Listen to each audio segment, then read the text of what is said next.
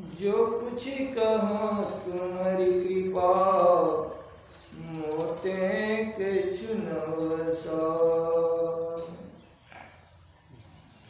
सत्संग यज्ञ में उपस्थित मुद मंगलमय साधु समाज, धर्मानुरागी सज्जन तथा धर्मानुरागी माताओं एवं बहनों, मैं आप सबों को सादर नमन करता हूँ।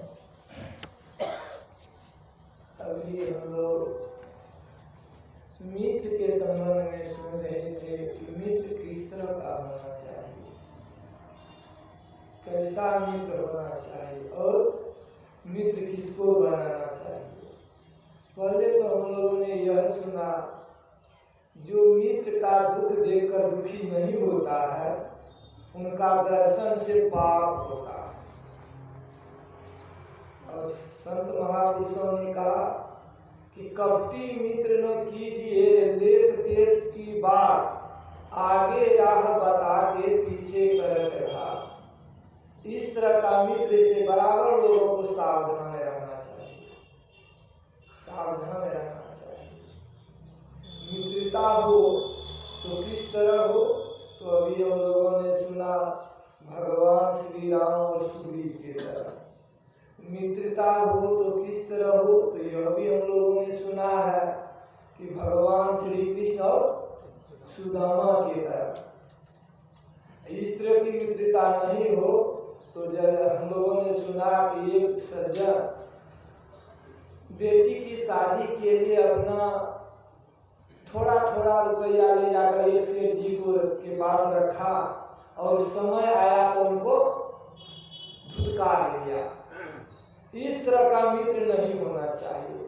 संसार का मित्र ऐसा होता है, कोई सच्चा मित्र बनता है, कोई कच्चा मित्र बनता है। लेकिन अभी हम लोग सुन रहे थे मित्रता हम लोगों को उनसे करनी चाहिए जो जिनसे एक बार मित्रता हो जाए फिर कभी बिछड़न नहीं हो, कभी मित्र टूटे नहीं, बीच में विवाद नहीं हो। वह कौन है, किनसे मित्रता करने की इशारा करते हैं, तो परम प्रभु परमात्मा से जीवात्मा मित्र को परमात्मा से मित्रता करनी चाहिए। यदि उनसे एक बार मित्रता हो गई, यानी उनका दर्शन हो गया, उनकी प्राप्ति हो गई, तो फिर भविष्य में कभी बिछड़न नहीं होगा, भविष्य में कभी बिछड़न नहीं होगा। सुन रहे थे कहानी में हम लोग, राजा से मित्रता की तो सेठ जी भय के मारे उनको उनका धन लौटा दिया, उनका धन लौटा दिया। अगर राजा से मित्रता नहीं होती तो उनको भय नहीं होता।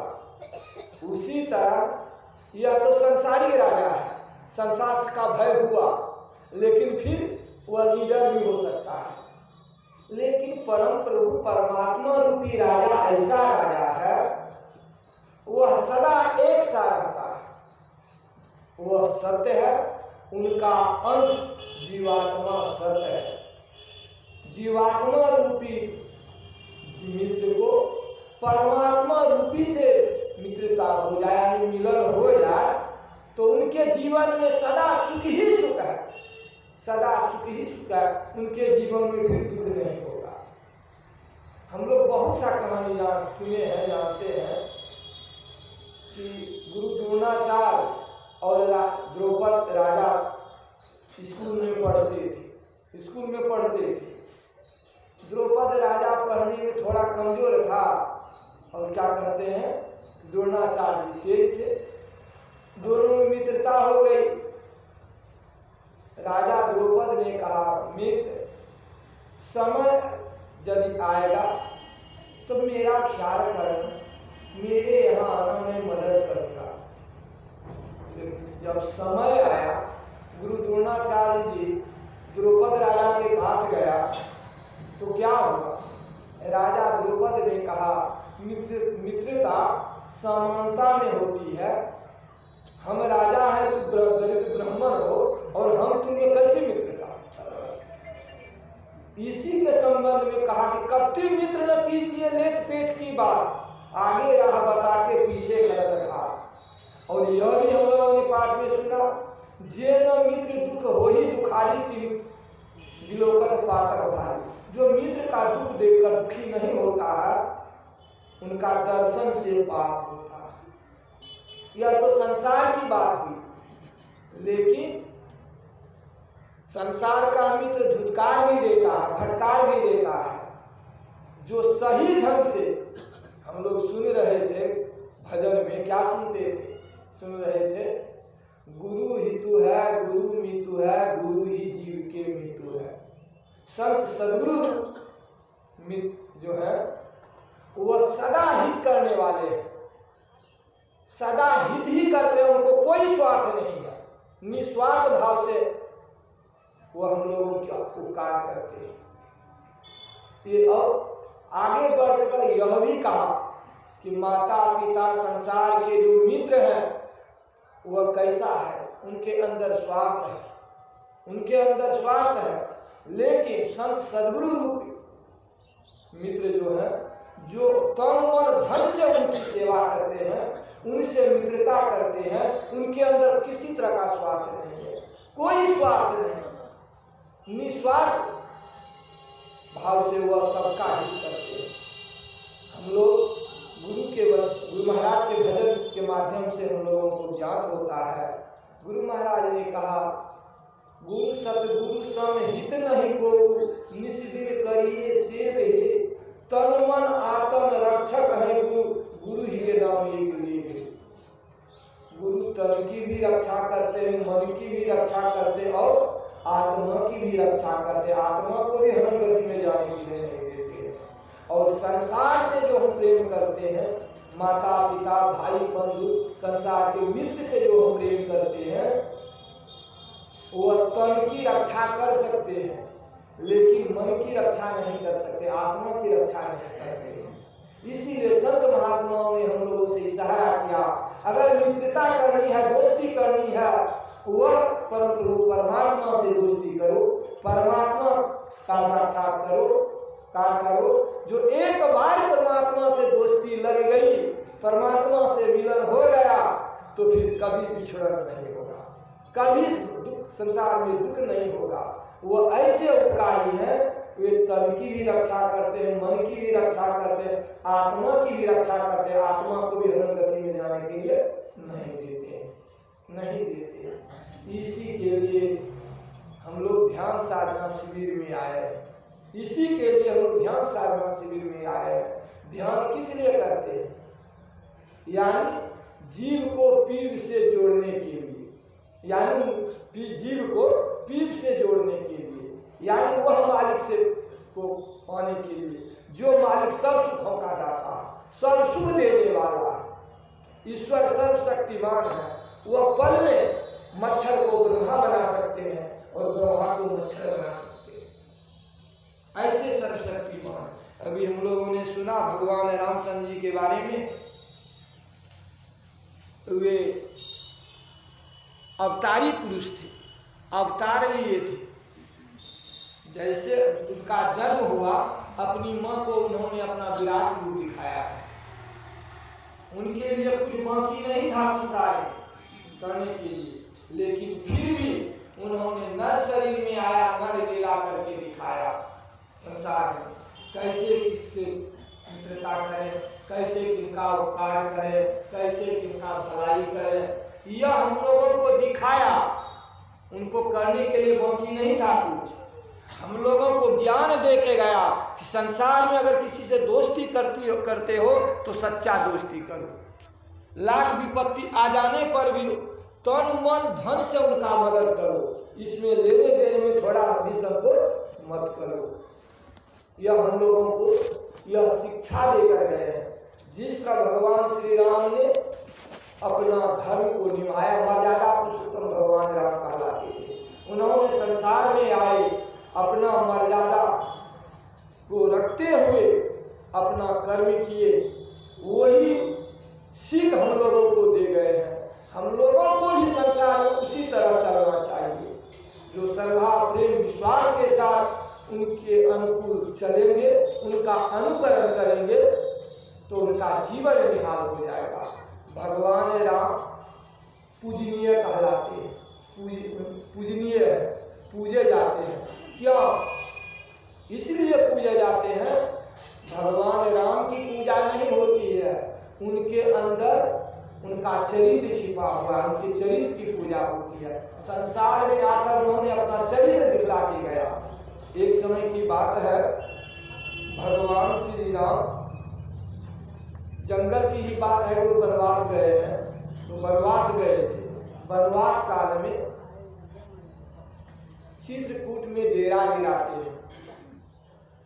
लक्ष्मण जी फल लाने चले गए। इसी बीच मैया सीता और भगवान राम में बातचीत हो रही है। मैया सीता बोलती है कि भगवान, मैं आपसे एक बात कहूं।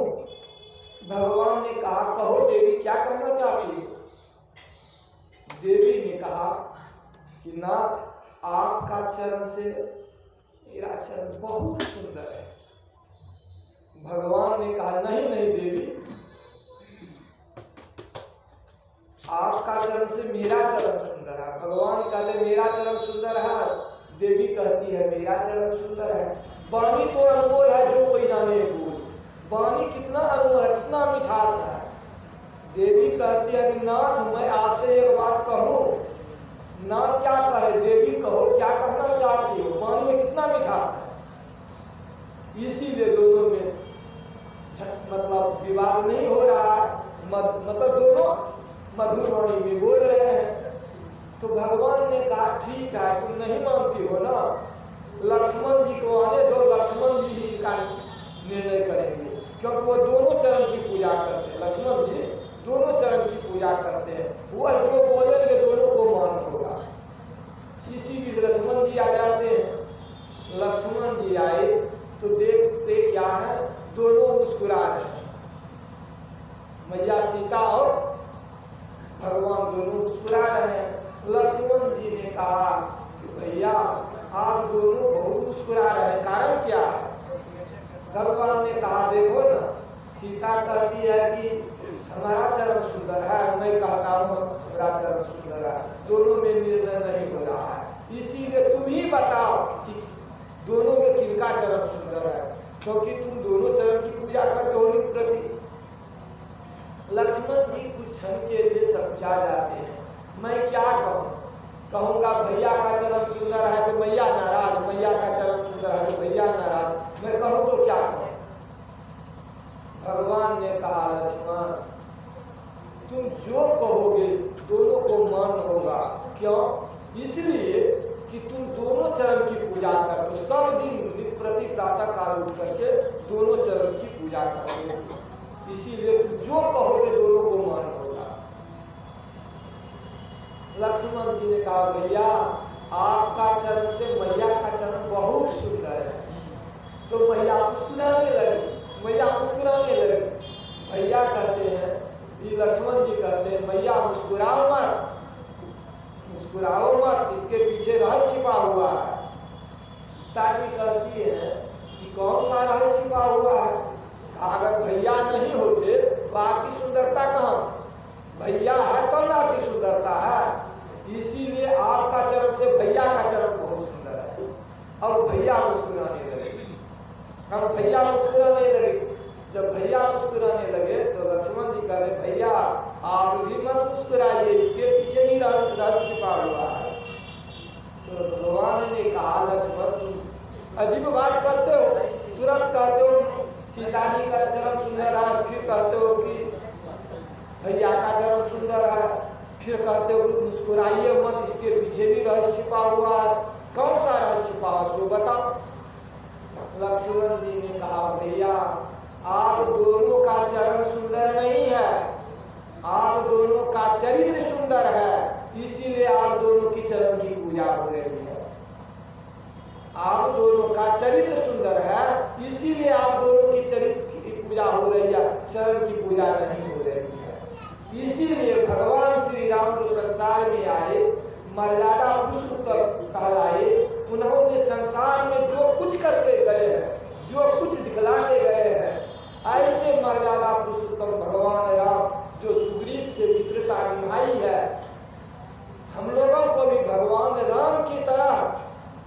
उनका चरित्र पर विचार करें और उनके चरित्र के अनुकूल कर्म करें, तो हम लोगों का भी दोस्ती, हम लोगों की भी मित्रता संसार में भी आनंद से बीतेगा।